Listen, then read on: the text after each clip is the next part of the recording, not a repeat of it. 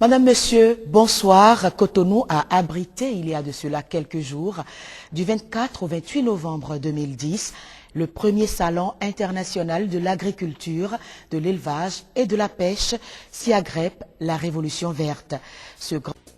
Le premier salon international de l'agriculture, de l'élevage et de la pêche, SIAGREP, a ouvert ses portes du 24 au 28 novembre 2010, conformément à la vision du gouvernement béninois et des partenaires techniques et financiers de dynamiser le secteur agro-silvopastoral.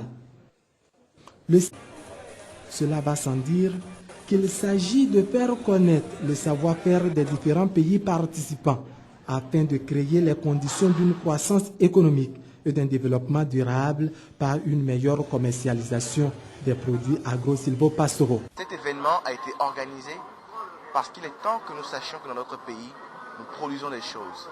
Ça fait longtemps que nous promouvons l'autosuffisance alimentaire et c'est à travers ce genre de salon que les gens qui produisent des choses dans leur localité reculée peuvent montrer à la face des gens qui sont en ville, dans d'autres villes, combien dans notre pays nous avons une capacité élevée. Dans ce salon-ci, à travers la visite, vous pouvez remarquer tous les produits qui viennent et aussi tous les produits qui viennent de la sous-région. Parce qu'il y a une petite anecdote que M. Guéniche, le directeur général du salon, m'a raconté aussi. Il était au Burkina Faso, il a dit « je veux des omelettes » et on lui a dit « demain ». Il dit « mais pourquoi demain ?» Mais justement parce qu'il n'avait pas d'œufs au Burkina Faso.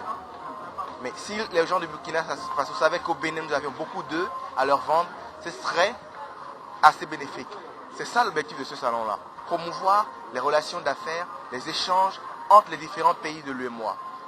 Le SIAGREP a été une tribune d'exposition et de mise en valeur du potentiel du monde agricole béninois, malien, burkinabé et d'autres pays de la sous-région. Ici, au Palais des Sports de Kouhounou, haut lieu du salon, les visiteurs et les curieux ont eu droit à tout ce qui pouvait faire plaisir à la vue, au goût et invite au toucher. 5 jours, une durée de vie sans doute très courte pour ce premier salon international de l'agriculture, de l'élevage et de la pêche. Salon où les génies créateurs des différents acteurs de tous les secteurs concernés se côtoient et se complètent. Chers amis téléspectateurs, comme promis, vous allez suivre à présent une table ronde très intéressante sur les enjeux et les perspectives du domaine agro-silvo-pastoral et halieutique entre les différents acteurs de ce secteur crucial pour l'avenir de nos différentes populations.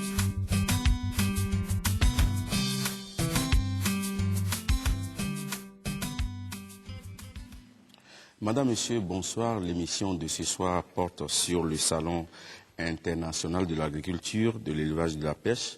L'objectif de ce salon est de mettre en valeur l'énorme potentialité du monde agricole dans la sous-région. Monsieur Sven Yusen, alors lorsqu'on est un sponsor du SIAGREP, alors qu'est-ce qu'on utilise fondamentalement à sponsoriser le SIAGREP? Oui, merci beaucoup. En fait, le mot impulsion est le bon mot, le bon mot choisi. Je pense qu'au Bénin, nous avons déjà beaucoup de choses, beaucoup de ressources.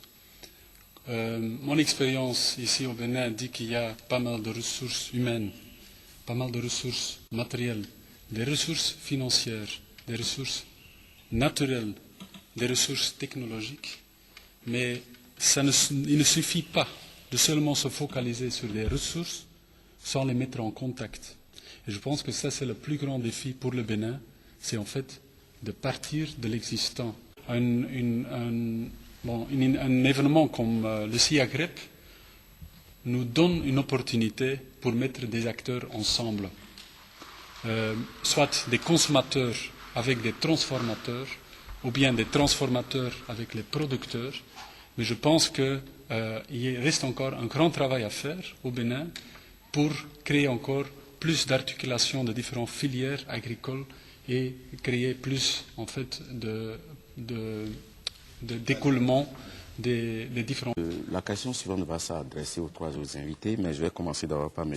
Lamine Tata, qui est responsable du projet appui institutionnel au ministère de l'Agriculture, de l'Élevage et de la Pêche. C'est le ministère.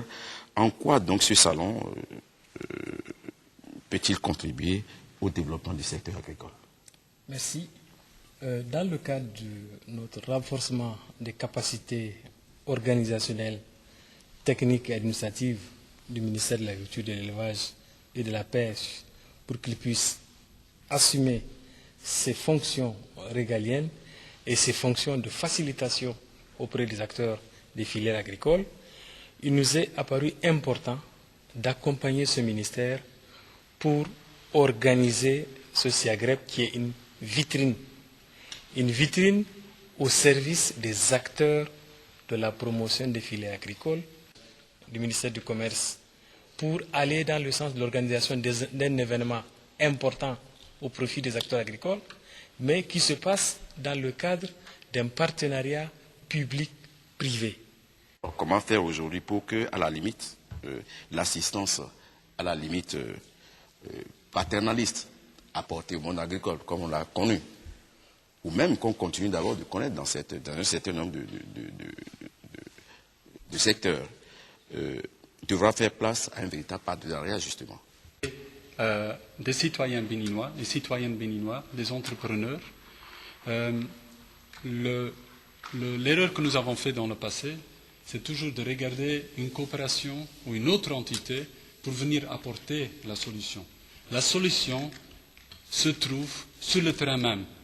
Personne ne peut mieux connaître le terrain que la personne qui vit sur le terrain. Moi, je ne peux pas venir avec une attitude de partenaire technique financier pour dire « Ah, ce que vous faites là, c'est pas bon, il faut le faire différemment. » Moi, je vais vous dire comment. Je pense qu'on peut seulement le faire en parlant, en observant, en facilitant le contact. Et en fait, c'est aussi un débat de œufs et de poules. Il faut d'abord quelque chose de concret pour savoir, à un partenaire technique financier, comment je peux faciliter cette entité, cette personne, cet individu ou cette entreprise à s'accroître, à devenir plus performant.